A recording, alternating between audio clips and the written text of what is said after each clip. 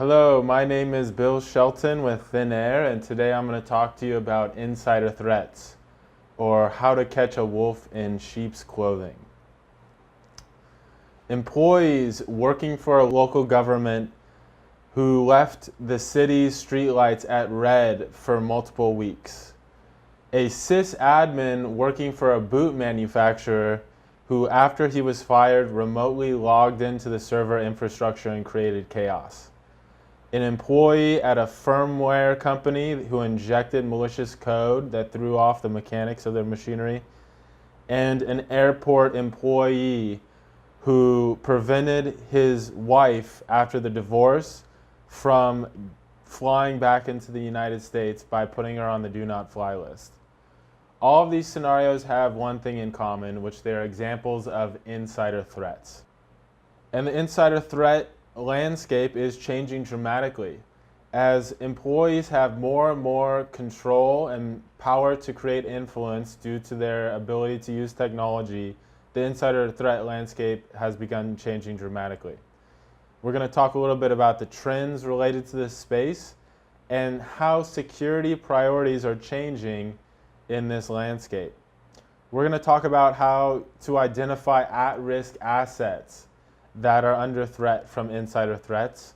We're going to talk about a couple of examples of insider threats occurring at Google and Palantir, some of the pain points that are common in an insider threat investigation, how to mitigate an insider threat, and then our conclusions and recommendations on implementing an insider threat program.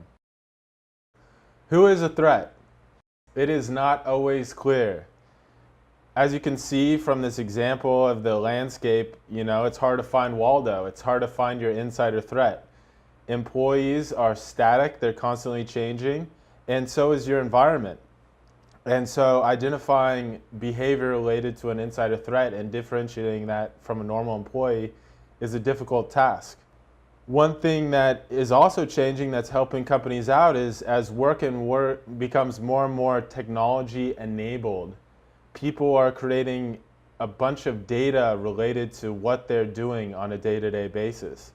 And the data that's generated from their activities can be used to help identify insider threats and anomalous behavior if proper security tools are in place.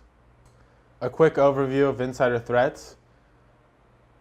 Due to increased importance of technology, as I mentioned, employees have greater ability to rapidly cause damage. 74% of companies feel they are vulnerable to insider threats, with 7% reporting an extreme vulnerability.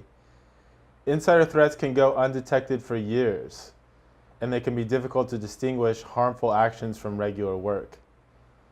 Data is increasingly easy to monetize on the dark web, so we see increased incentives around people exfiltrating sensitive data. Access to data is also required for people to do their jobs.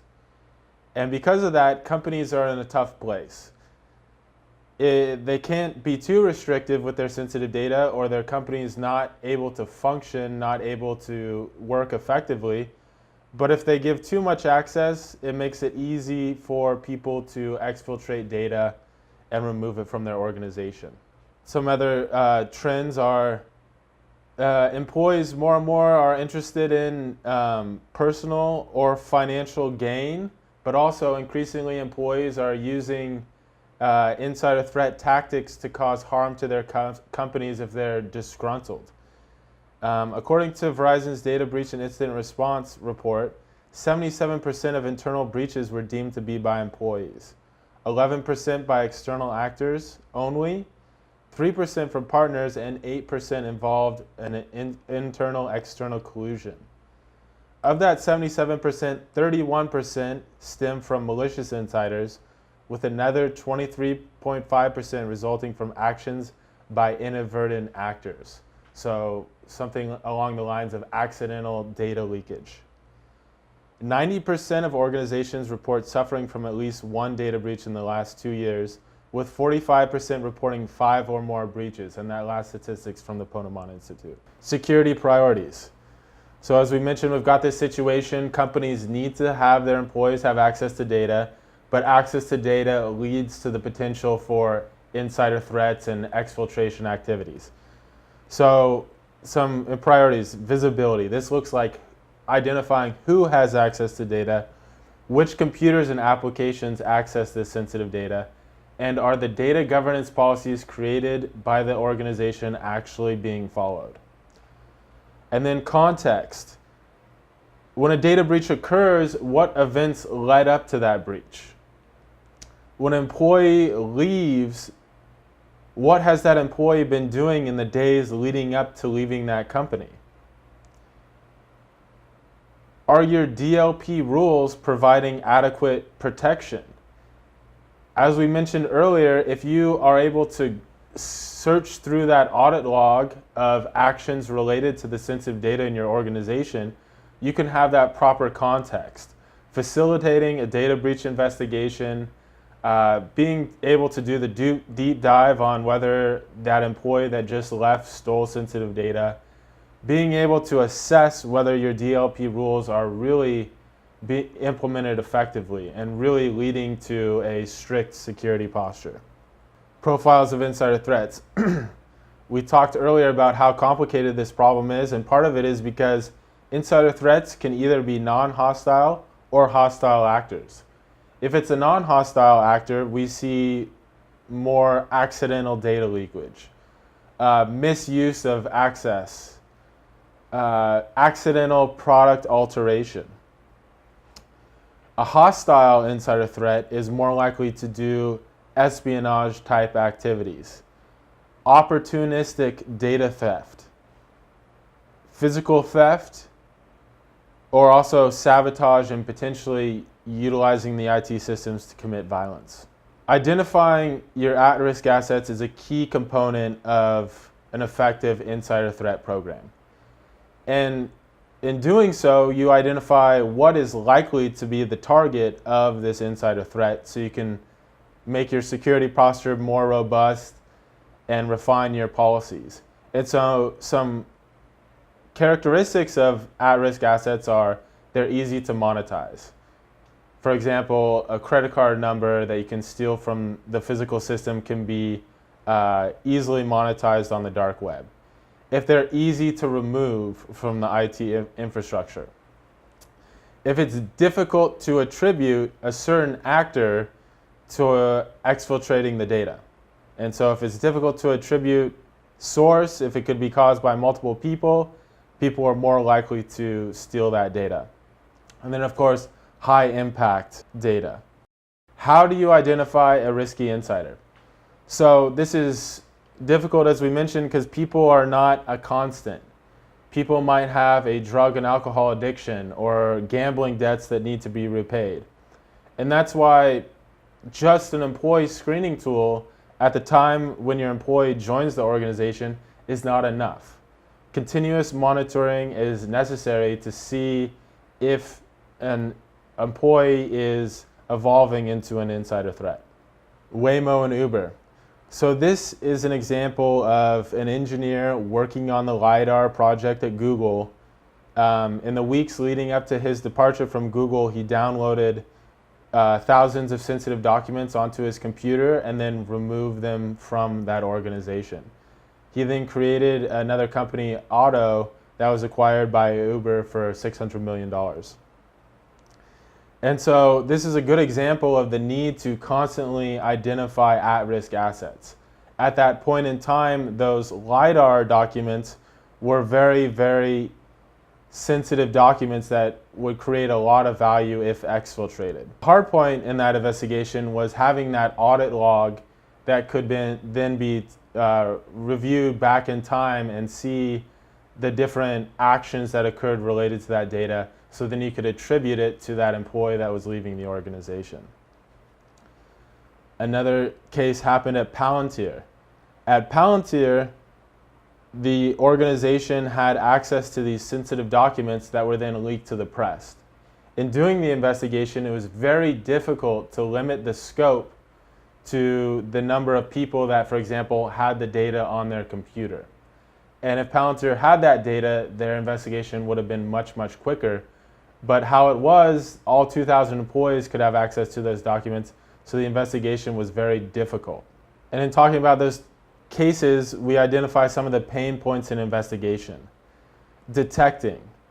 How do you discriminate between normal and abnormal activity, the abnormal activity which could lead to an insider-driven breach? Investigation. After a breach, how do you identify which computer and person was involved? And then attributing blame. Once you've even identified that device, how do you roll back in time and identify the actions leading up to the data breach? The insider threat kill chain. So initially there's a tipping point in which recruitment and conversion occur and the person, decides to exploring acting upon an insider threat type activity. Then there's the reconnaissance phase where they identify where the sensitive data exists and the components of what stealing that data would look like. The collection phase in which they acquire large amounts of sensitive data. The obfuscation phase where they maybe encrypt that data. The exfiltration phase where they remove it from the environment. And then the process of cleanup where they cover their tracks. So the insider threat kill chain is particularly effective when trying to identify insider threats, looking for activities that occur at each stage.